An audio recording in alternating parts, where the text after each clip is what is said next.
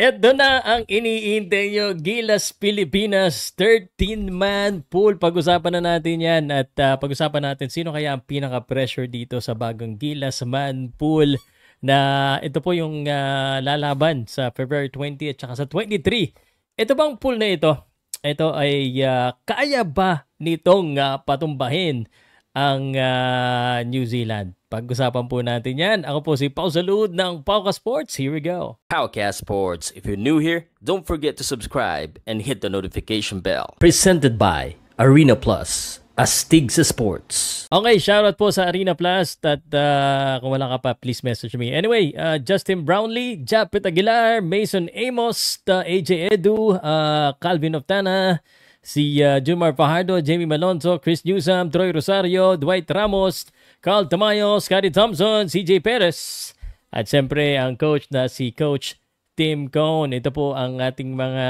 representative sa darating pong FIBA Asia Qualifier na magaganap sa February 20 against Hong Kong and 23 ba or 24 against New Zealand. At siyempre, ang nakakagulat at pinakamasakit ay wala po si Kai Sotto. Aray, di ba?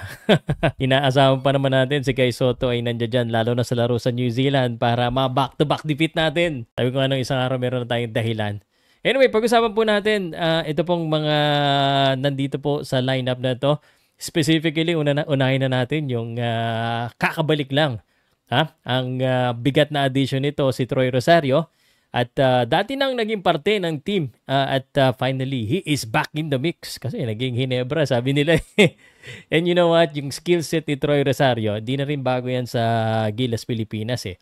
He is very versatile. He can stretch the floor and provide that much needed veteran presence. Siyempre, nakakashoot din niya sa labas. Yan, ang tanong ng iba. Ito bang si Troy Rosario ay maging part of the offense or is he gonna be a role player na paminsan-minsan pumupukol? Pero I think sa international level, magandang addition si Troy Rosario, although undersized siya dun sa kanyang position, pwede naman siya maglaro sa mas mababang position at again, nakakashoot yan. Actually, hindi siya masyado pressure para sa akin. Ang pinaka-pressure para sa tingin ko yung replacement ni Kai Sotto. Agree ba kayo sa akin? Sino ba replacement ni Kai Sotto? Hindi si Junmar. Si Junmar talagang matik na dyan na yan. Ang pinaka sa tingin ko kailangan mag-step up ito pong si AJ Edu. I also gonna say I'm pretty excited for this guy.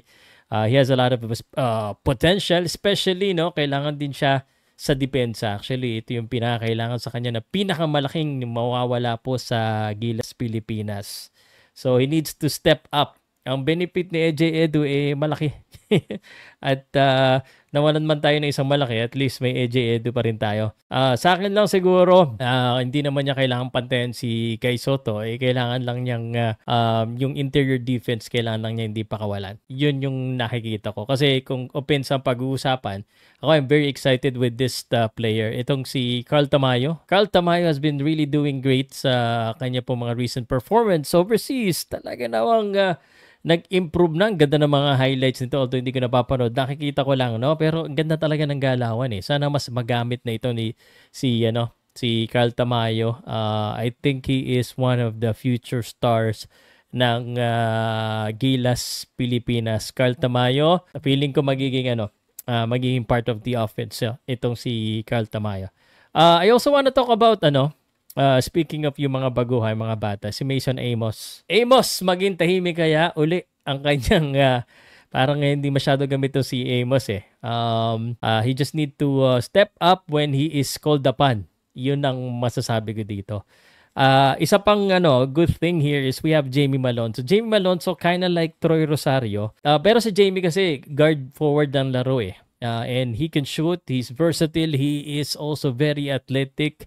So, magandang addition. Sana lang si Junmar is maging mamaw pa rin. Ano naman to si Junmar? Actually, nag-step back na nga si Junmar yung last game. Si na pinabayaan niya? Si Kai Sotto. Ngayon nga lang, si AJ Edu na. Pero I'm not seeing AJ Edu as the consistent parts of offense. So, I'm looking at, of course, definitely Justin Brownlee is still there. Justin Brownlee, number 1 option. Dwight Ramos will be there. Carl Tamayo, Chris Newsom, yan, yung mga yan. Pero sa tingin ko, si Justin, si Tamayo, Dwight Ramos, CJ Perez, syempre, yan yung mga offensive guy natin. Ang masasabi ko lang, nagtaka pa ba kayo sa ating 13-man poll? Same, same. No? Pero excited pa rin ako. And honestly, sa tingin ko, na-challenge din. And sa tingin ko, kaya pa rin natin talunin yung New Zealand with this lineup. Di naman tayo totally lumiit eh. Di naman tayo dependent ganun masyado kay Soto. Although, maganda yung presence niya kasi mas gamit siya din sa triangle kasi magaling siya pumasa eh. So, it's up to AJ Edu and the rest of the new crew para, patalunin ng New Zealand. Tingin ko kaya pa eh. Ano masasabi nyo sa 13-man pool? Frustrated ba kayo? Wala dyan yung mga inaabangan nyo, yung nire-request nyo?